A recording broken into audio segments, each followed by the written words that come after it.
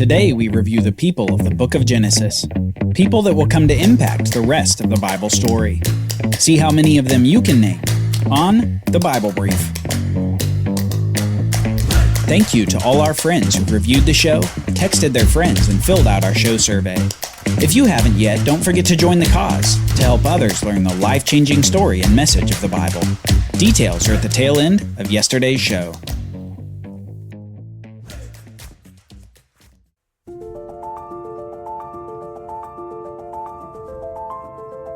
People in the Bible are important because the Bible is all about people. And generally it's about two kinds of people: those who have faith in God and those who don't, the righteous and the unrighteous, the sinner and the saint, the faithful and the faithless.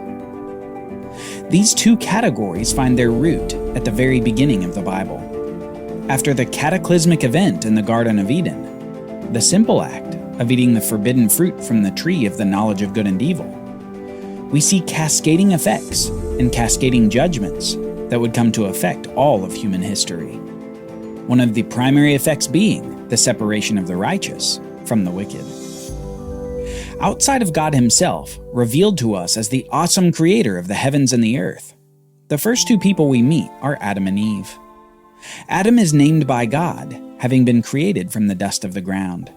And Eve is named by Adam, having been created from the rib of Adam. Both of these first humans, created in the image and likeness of God himself. They were created to worship and obey God as they exercised dominion over all creation. But soon we met the serpent, Satan, the adversary who tempted Eve to take the fruit from the tree, who then handed that fruit to Adam. Upon eating from the tree, mankind is plunged into corruption and sin, with the death penalty as the final result. Hope yet remains, however, as humanity expects that a seed of the woman will come to finally defeat the enemy, Satan. It's in this post-fruit context that we meet the three male children of Adam and Eve: Cain, Abel, and eventually Seth. Cain and Abel bring sacrifices to the Lord, and God disfavors Cain's sacrifice in favor of the sacrifice of firstfruits that Abel had brought. Cain, in his anger, murders his brother Abel, whose blood cries out to God from the ground. Cain is banished further east from Eden, and eventually Adam and Eve have a third son to replace Abel. His name is Seth. Hope for the seed of the woman remains. Then we met many people in Seth's line, with two particularly notable figures: Enoch, who walked with God, and became one of two people in the whole Bible who did not experience physical death, and Noah, who walked with God before the great judgment on the earth. In Noah's generation, God sends the great flood upon the earth and wipes out all of humanity, save the 8 people on the ark with Noah. These included Noah, his wife, his 3 sons, and the wives of his sons. After the great flood, and about a year on the ark, Noah's family exits the ark, and Noah sacrifices animals to God.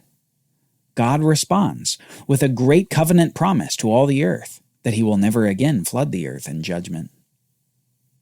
Noah's sons that were with him on the ark were Ham, Shem, and Japheth, and their names became familiar because of that odd event involving Noah being drunk and naked in his tent.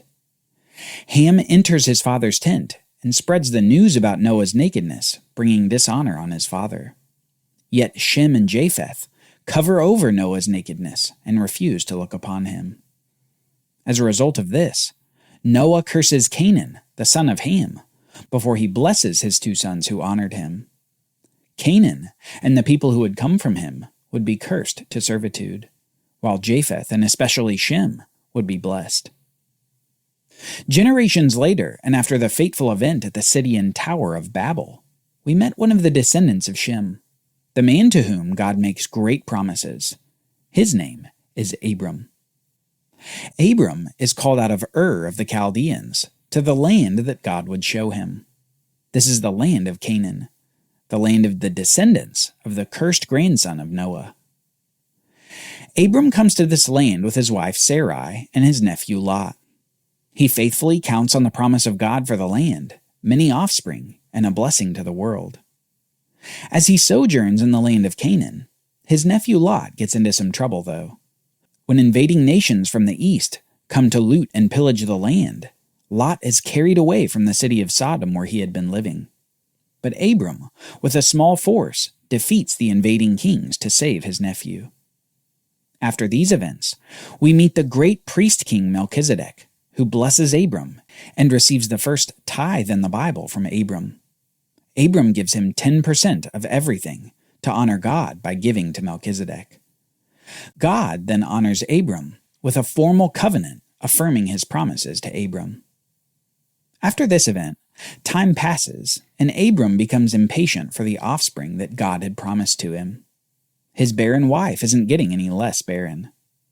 Sarai then has an idea to offer her servant Hagar to be a surrogate wife for Abram, so that he can have offspring through Hagar that Sarah might also claim as her own. Abram listens to his wife and has a son as a result. This son is Ishmael, who grows up in Abram's household for many years. When Abram is 99 years old, God expresses to Abram that it won't be through Ishmael that God will establish his covenant. It will be through a son actually from Sarai, now Sarah. Abram, for his part, would even have a name changed into a name of promise too. His name would now be Abraham, meaning father of a multitude. Soon, the son of the promise, Isaac, is born, and Sarah forces Hagar and Ishmael out of the house. Yet years later, Abraham is put to the test as God tells him to sacrifice his son Isaac on a mountain in Moriah.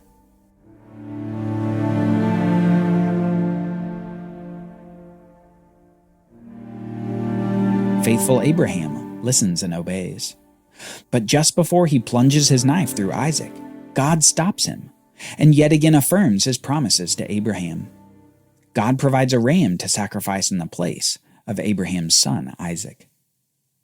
Abraham soon focuses his attention on the next generation and sends a servant to Haran outside of the land of Canaan to find a wife for his son Isaac. While in Haran, God provides guidance for the servant, and he soon meets Rebekah, the one who would be Isaac's wife. Many years after returning from Haran, barren Rebekah miraculously conceives twins, and God announces to her that among the twins, the older will serve the younger. This begins to take shape as the boys age. Esau, a hunter, returns from a hunt famished and sells his birthright to Jacob for a pot of stew. And eventually, Jacob disguises himself as his hairy brother Esau to deceitfully gain the blessing of the firstborn from their old blind father Isaac. Upon finding out about this deceit, Esau plots murder to be accomplished when their father dies.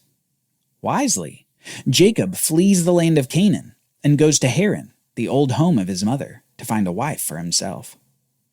Upon arriving at Haran, Jacob meets the beautiful Rachel and almost immediately makes a deal with her father Laban to marry the girl. He works for 7 years for Laban to gain the hand of Rachel, only to be drunkenly deceived on the wedding night as he marries Leah, the older sister, instead of the one he loved. After working another 7 years for Laban, he is finally able to marry Rachel, which kicks off a progeny contest between the sisters. This competition not only involves them, but also their servants Bilhah and Zilpah. In all, the 4 women provide 12 sons and at least 1 daughter to Jacob. The favorite wife, Rachel, bears the final 2 sons to Jacob as God miraculously opens her womb, just as he had done for Rebekah and Sarah before. After laboring for Laban and the growth of his family over 20 years, Jacob leaves Haran to go back to the land of Canaan. As he approaches Canaan, he hears of the force of 400 men from Esau that are approaching the border. Jacob begins to fear for his family and his possessions, that the murderous rage of Esau has not subsided over the last few decades. It's in this context that Jacob gets his new name. The night before he meets Esau, he has a wrestling match with God, and God renames him Israel, meaning strives with God, or God strives. Jacob's life of struggling and striving were shown to be used by God for his ultimate purposes. But the next day, Jacob meets Esau, and the meeting he fears is not fearful, it's tearful. God had prepared the way for Jacob and allowed Esau's anger to subside. After this meeting, Jacob settles in the land of Canaan.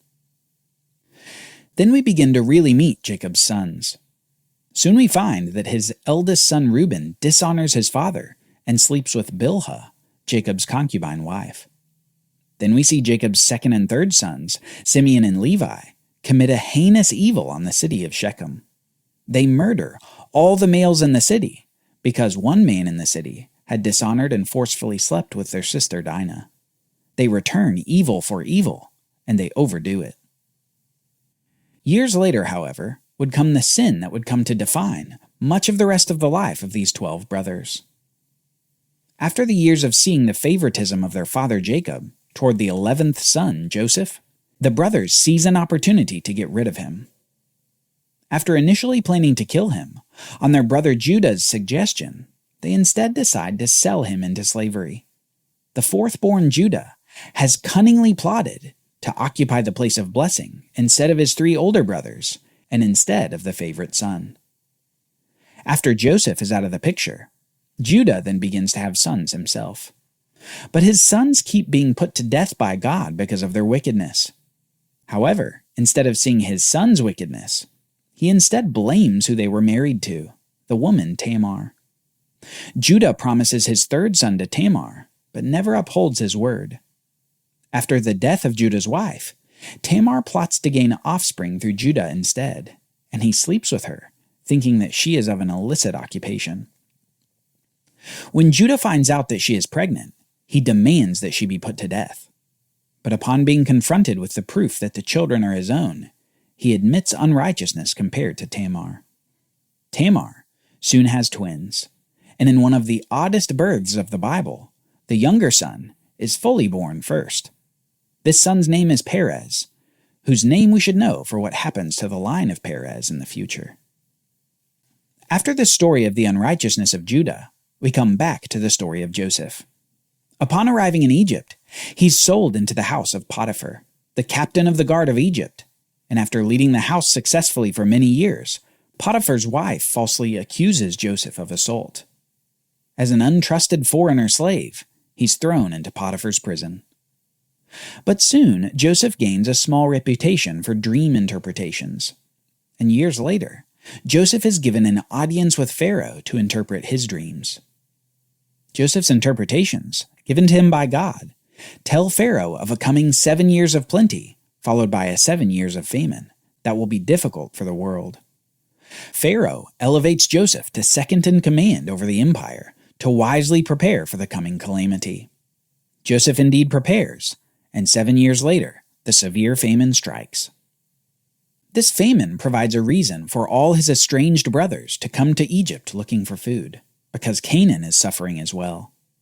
They come to Joseph and do not recognize him. He sends them away with food, but demands that upon their return, they must bring their brother Benjamin, the youngest of the 12 brothers. Over a year later, they return again with Benjamin in tow, and Joseph plants evidence on Benjamin to make it look like he'd stolen a silver cup from Joseph. Yet in a turnaround moment for Judah, Judah offers to take the penalty for the stolen vessel, rather than Benjamin. Joseph breaks down and reveals his identity to his brothers, before asking them to bring their father Jacob down from Canaan to Egypt. Later, Jacob and his whole clan move to Egypt, 70 people in all. They settle in the area of Goshen within Egypt, and Joseph is able to see Jacob before he dies. On Jacob's deathbed, he adopts and blesses the 2 sons of Joseph, Ephraim and Manasseh, before blessing all 12 of his sons, telling them what will happen with their descendants in the end of days. Years after Jacob is buried in Canaan, Joseph dies as well. And as the book of Genesis closes, Joseph reminds his brothers of the promise of the land of Canaan. He tells them to take his bones with them, to bury them in Canaan, when the nation is finally able to leave Goshen to go back to the land of promise. The people in the book of Genesis are the bedrock of the Bible story, and we will reference them again and again as we move forward. These people provide the context and the comparison points for faith and unbelief, for blessing and struggle, for repentance and redemption. And these people provide the line through whom the blessed seed of the woman will come. but that's still a long way off, and the great, big, true story of the Bible. A story that will pick up again on Monday, March 20th. We're going to spend the next week and a half preparing for the next great epic stage of the Bible story. In this next stage, we'll see the people of Israel become the nation of Israel, and God's promises turn into deliverance from slavery. We can't wait to continue the story with you on Monday, March 20th. The Bible Brief is brought to you by the Bible Literacy Foundation, dedicated to helping people like you learn the Bible. Copyright Bible Literacy Foundation 2023.